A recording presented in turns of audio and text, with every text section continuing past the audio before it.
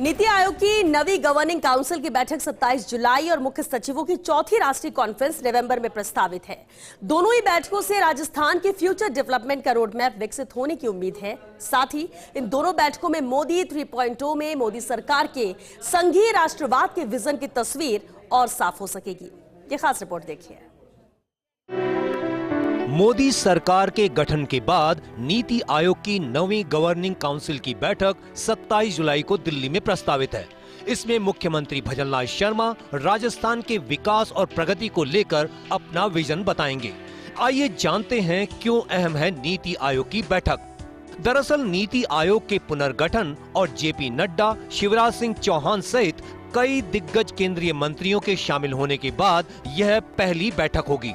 इन केंद्रीय मंत्रियों के विभागों के राज्यों से जुड़े मुद्दों को लेकर इस बैठक में अहम चर्चा कर निर्णय लिया जा सकता है। केंद्रीय कृषि मंत्री शिवराज के पदेन सदस्य बनने से कृषि इंफ्रास्ट्रक्चर को मजबूत करने और किसानों की आम समस्याओं को दूर करने के लिए नीति बनाने पर फोकस हो सकता है। संभावित किसान आंदोलन के चलते रणनीति पर भी ध्यान केंद्रित किया जा सकता है। इसमें सड़क परिवहन मंत्री नितिन गडकरी भी सदस्य हैं। ऐसे में एक्सप्रेसवे और राष्ट्रीय राजमार्गों और टोल नीति जैसे कई मुद्दों पर चर्चा हो सकती है और भविष्य के विकास का खाका खींचा जा सकता है। तो विकसित भारत 2047 की दिशा में हर राज्य के प्रतिनिधि अपना विजन पेश करेंगे।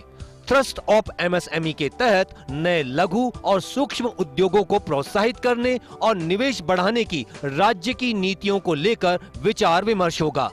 स्टार्टअप्स को बढ़ावा देने को लेकर राज्यों के काम का ब्यौरा रखा जा सकता है। वहीं इंफ्रास्ट्रक्चर और निवेश के तहत इंफ्रास्ट्रक्चर से जुड़े साधनों में किस तरह से बढ़ोतरी की गई है और निवेश बढ़ाने पर किए उपायों पर राज्यों के प्रेजेंटेशन संभव है। कार्यपालना का बोझ कम करने पर गौर करें तो ई गवर्नेंस से किस तरह से काम आसान बनाया जा रहा, इसे लेकर बैठक में राज्य अपनी बात रखेंगे। राजस्थान से जुड़े मुद्दों पर मुख्यमंत्री भजनलाल शर्मा भी संबोधन दे सकते हैं, जिसमें वे प्रदेश के जल, ऊर्जा, परिवहन, यातायात से जुड़े बिंदुओं को लेकर केंद्र से सहयोग पर फोकस कर सकते हैं। इसमें मेट्रो के विस्तार को लेकर राशि और हरियाणा सहित अन्य राज्यों के साथ अंतर्राज्यीय मुद्दों के बारे में चर्चा हो सकती है। वहीं भाखड़ा ब्यास मैनेजमेंट बोर्ड में राजस्थान का सदस्य होने पर भी चर्चा हो सकती है। वहीं सीएस कॉन्फ्रेंस का प्रारूप सामने नहीं आया है, लेकिन कई मुद्दों पर विचार विमर्श संभव है।